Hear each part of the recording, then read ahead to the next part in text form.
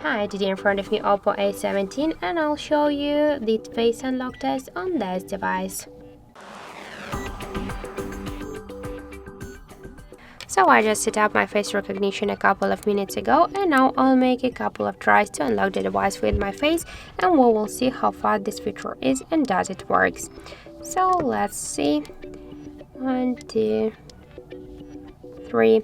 We just successfully unlocked the device a couple of times just in 1 second. This is the good result for the face unlock.